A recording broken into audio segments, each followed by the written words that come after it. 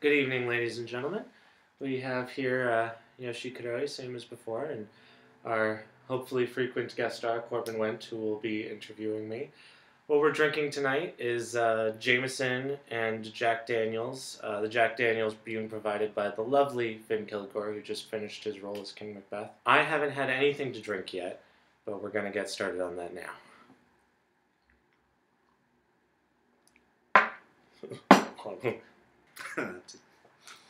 Although whiskey's always tough. No, but it's anything. Like even vodka, rum, Sailor Jerry's, which just tastes like cherry, but I drink it and oh man, Get ready. Sure, yes. This isn't a pen at all. Cheers to pens. To pens. Two pens. The pen is mightier than something.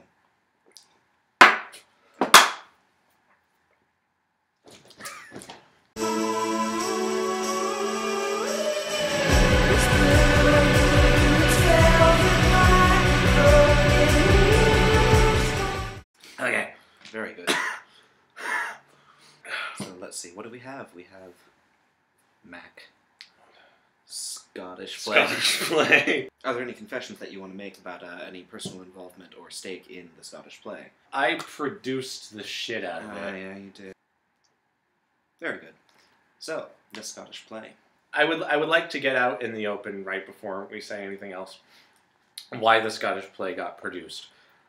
Finn was a co-actor of mine in The Pillowman last semester, and as Downstage was thinking about its season this year, I turned to Finn during rehearsal one day, it having occurred to me that here's an incredibly professional actor and just genuinely nice person to work with that I hadn't had much of an opportunity to work with before Pillowman.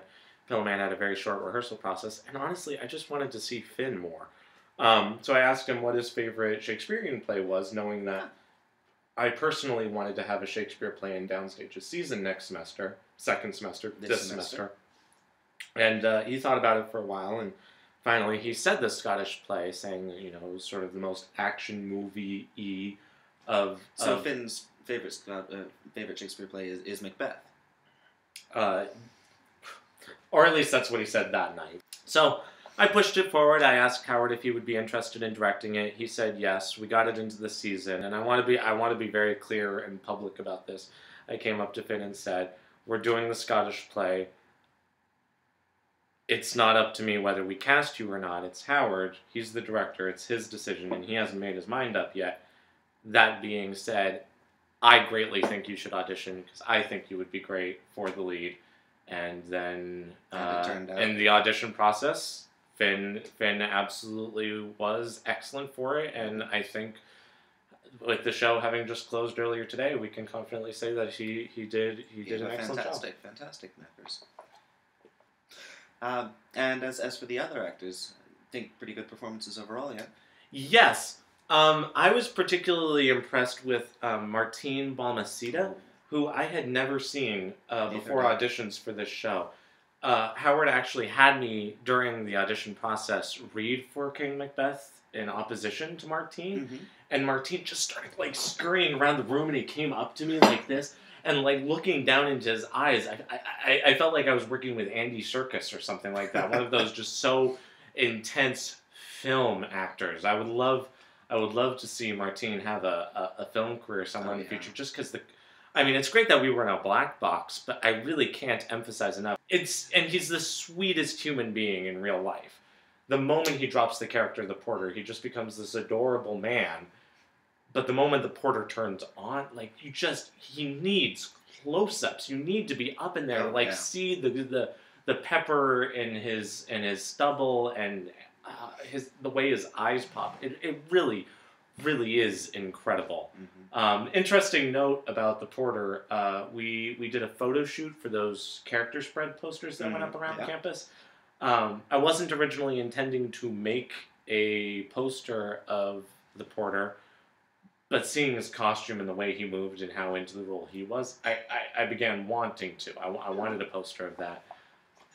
I couldn't make one because he never stopped moving during the photo shoot, so all of his pictures came out very blurry.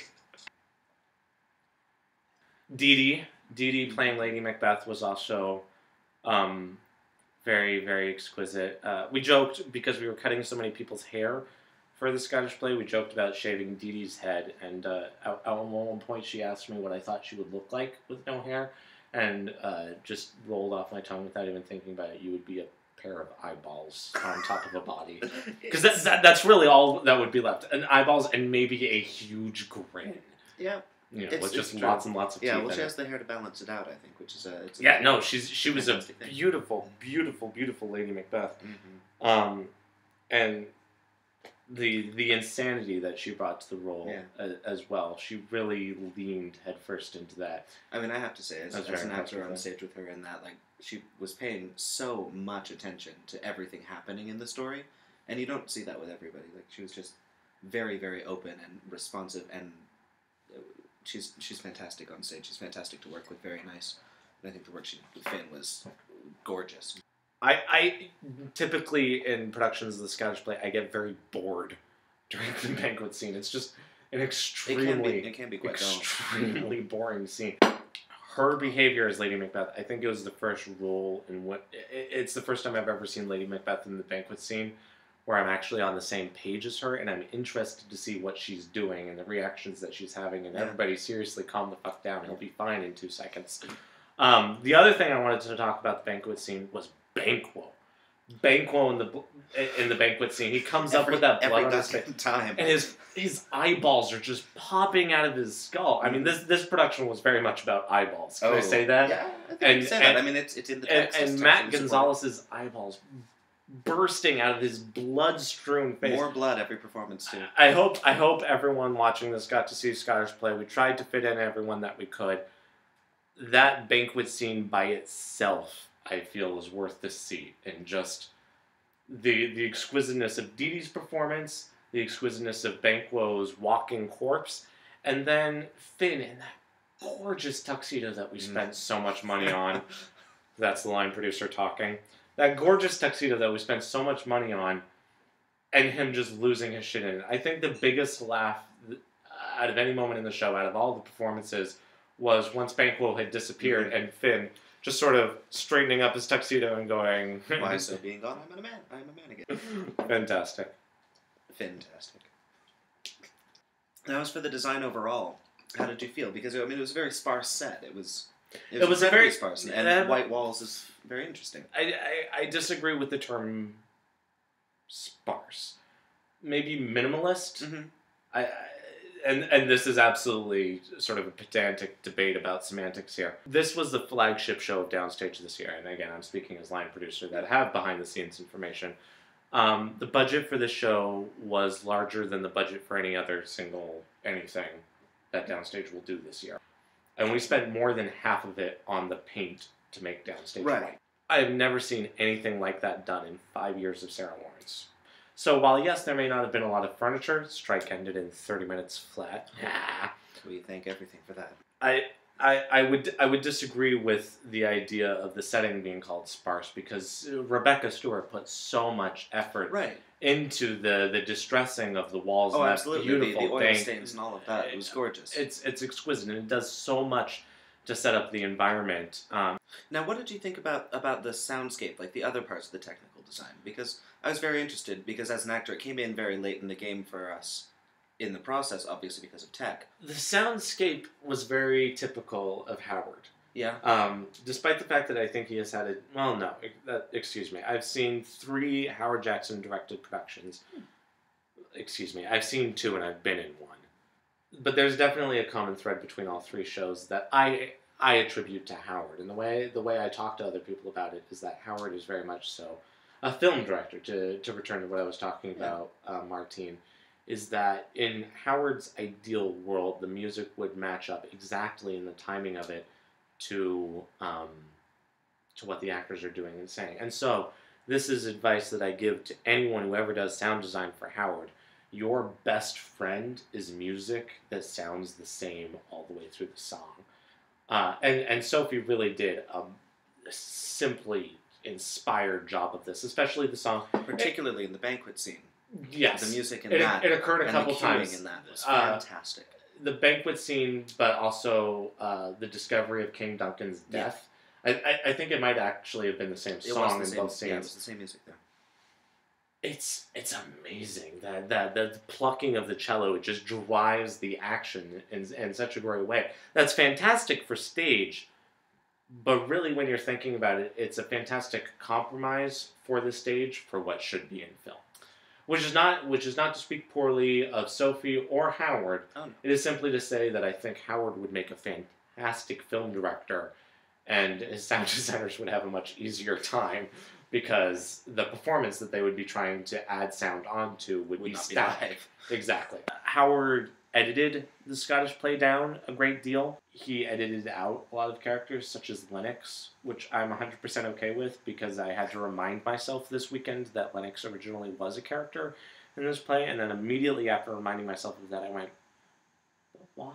Additionally, cutting out Fleance. Fleance, who I think we can all at this point admit is originally in the play to please Shakespeare's new monarch that he's trying to write a play for. Yes. So here's an adorable child that represents your ancestors and therefore you. He's going to survive this play and be awesome later on. But to a contemporary audience, is there really any reason for Fleance to be there? Fleance, not so much. I mean, I would have really been interested to see the idea of the Macduff children, or the Macduff child. But also in this production, in the setting, and the entire world that Howard was creating, it wouldn't have worked. So I am glad that we didn't have that, and especially that we didn't have an adult actor playing by all means, a role against Haley Backrack, who was fantastic, but she does look very young. And by all means, there could be a very well directed Scottish play in which Fleance or Macduff's children exist, and I agree that especially in Howard's version they were ancillary. Yeah, and I think it was a very good adaptation. I think that what he did with the pace of the entire play, it started very fast, the middle was very detailed, and then it just rushed onto the end like a roller coaster. I'm the one who transcribed the play into digital version. Howard took a book and just went at it with a pen like a motherfucker. But I was the one who digitized it onto my laptop. I was dying. That scene that's set in England in Act 4, I had been up for like 2 days straight trying to transcribe this thing, and I was just sitting there crying at my computer. Why won't it end? I'm only in Act 4. And then we get into Act 5. He basically cut all of Act 5 because I'm like, oh, I have a whole nother act to go. And then 20 minutes later, I was done. Yeah. There are maybe 40 lines in our version of Act 5. It's pretty much true, yeah, because we were missing the scene about the explanation of why the grove was moving. No, but I think everybody knows the play well enough to know. Go on. It's a magic. And I did enjoy that in our version because Martine comes in and says, "The forest is moving," and Finn goes, "I'm going to kill you if you're lying to me," and that's the only mention of it whatsoever. Can I ask you what you thought of the modernization of it, the idea of army camouflage, but more specifically the weaponry, the rifles and the pistols? Well, now I wasn't on stage with any weaponry. I only saw it backstage, and I don't know exactly where it was used. Well, but the modernization was absolutely true, even in your character as well, with the trench coat and the briefcase. True. From what I saw, the only thing that you always have a problem with in Shakespeare is, of course, there were no guns. Therefore, all fights could be ended much, much more easily. But I did think that we could believe, even in the modernization in a world where there are guns, that neither Macbeth nor Macduff would use guns in a final fight because it was fated. Both of them know that there's something heightened about this. So the use of the knives, I think, was very interesting, very good. I preferred that, actually, to swords. I think even if it was a period adaptation, I'd like it to be daggers instead of swords. Just because the Scottish business never really gets to me very well. It's not a very Scottish play. There's not a lot of Scotland going on in it. I did ask Howard for every male in this play to be wearing a kilt, and he said no. Something we're all very sad about. I was talking to Andy Clark the other day, who's not nearly as much of a Shakespeare scholar as either of us are. Which is okay. So no, it's not. No, it's not. But seeing this production is his first intimate experience with the Scottish play. Okay. And he came out of it Colin Bradley actually played the lead in Andy's first full-length play, Outside Providence, last semester. And Andy came out of it saying, wow, Macduff, the role Colin Bradley played, is really the definition of an action hero. To which I immediately retorted, yes. Yeah. I think Macduff is the same archetype that centuries later created Die Hard. It is the same character. Yeah. My wife is threatened, or in Shakespeare's case, completely murdered. I'm gonna fuck your shit up. It is exactly the same character. And that speech that he has is very much action hero-y. Which is, I think, why this does update so well. Is because it's an interesting play because we spend the most time with the villain.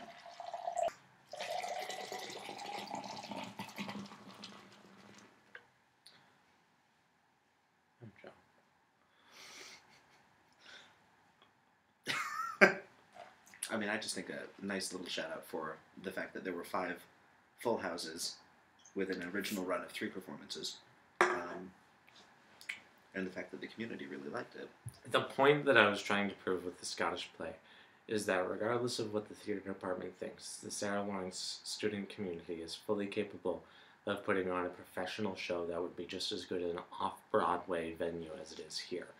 We are capable of a show that clocks in at under 2 hours with less than 20 actors in 3 weeks of rehearsal. These things do not need 6 weeks of rehearsal. They do not need $1 bazillion put into them. They do not need anything. We can go to town on plays. We're talented human beings, and we know what we're doing. And those of us who don't know what we're doing have people to look up to who can teach us. We don't need to be called. We can do this.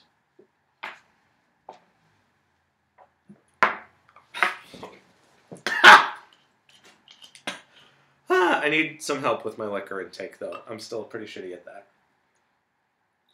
Well, we have people to look up to. Cheers.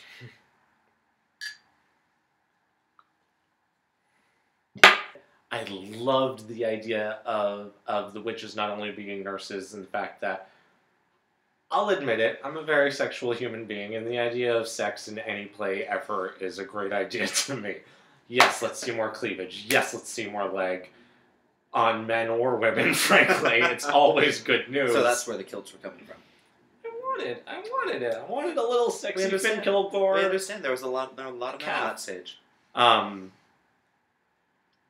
But additionally, and I think the much more revolutionary part of Howard's idea was that the witches be omnipresent. Yes. That they be in all of the scenes, that they be the servants, that they be those people that the upper class just sort of turn a blind eye toward. I loved the idea, and Howard really, he fit them into every scene in that play that he possibly could have, and I wish he could find even more. I know that he explored literally every opportunity he could. Yes. It was exquisite. The fact that the witches were the deck crew, they were opening doors for character entrances, pouring wine, absolutely. The witches were just in control of the show, and I really liked the nature of that. That being said, the second apparitions scene, in which Banquo's line comes in and King Duncan's ghost and whatnot, that got a little bit muddled for me, I'll be honest. And that's one of the only critical things that I have to say about this production, which definitely had to do with Howard's vision. He was very attached to that. As a producer, I felt no right to step on that or ask him to change it. Now, what exactly was muddling about it? Well, so many of the lines in that scene are King Mac. To my mind, this is my own interpretation as reader and director. This is not a producery thing to say at all. But so much of that scene to me is a completely sober King Macbeth reacting to things happening in front of him, and Howard's version of it very much so had a King Macbeth put in a trance, put in a stupor, put in a drunken haze. Right. Hallucinating, where for me the drama of that scene comes out of very real things happening in front of King Macbeth. Now, part of that was just Howard trying to deal with the realities of being in a black box theater with a fairly limited budget, despite it being a flagship show. still a limited budget. You can't make things appear out of nowhere. You can't have trapdoors and things like that. I think where it irked me most is one of the witches says, Macbeth, Macbeth, Macbeth. And King Macbeth has this line that I love so much. It's one of my favorite lines in all of Shakespeare, where he says, if I had 3 years, I'd hear thee. Yes. Mm-hmm. And in this production, Finn is over a corpse. Mm-hmm. His head is bouncing up and down. And he's completely in this trance that is 100% detached from the nature of that line. That's a very sarcastic line. That's a very, I don't care how supernatural you are, I'm witty, deal with it. I'd like to see Finn make that gesture. And probably have. It didn't really fit into this show, into this portrayal. I see what you scene. mean. I would like to make a counterpoint and note that the second apparition scene, which also begins with, in the full text, begins with Hecate. Right. And an incredibly weird invocation of the demonic powers. It's an incredibly hard scene to stage and a very boring one to watch. Yeah. A terrible one to read. I always skip it. Which, to Howard's credit, I was not bored. No. While that was my point. While I disagreed with his portrayal of it, I absolutely was not bored of it. Mm-hmm. Which is something I can say for all of Howard's production, is that there was no scene where I was sitting there going, no, it was edge of your seat, very good. But I would say with his version of the scene, the only thing that we might have lacked was a certain. At this point, King Macbeth has become more brazen and egotistical and more devil-may-care about everything. And he does come in, and the text does support that, and yet he was very afraid in the scene, because it was new things happening to him. And I really enjoyed... and I loved Finn doing that. That his costume was the distressed tuxedo, that it was the untucked shirt and the untied bow. Yeah. That was a very As if he went right after seeing Banquo. I did think the costume was very effective, especially the fact that we had the same sort of jackets on all the royal family. And Haley's fantastic 40s garb was just so adorable and in place. It was great. So, a success? I think I proved my point. I would agree.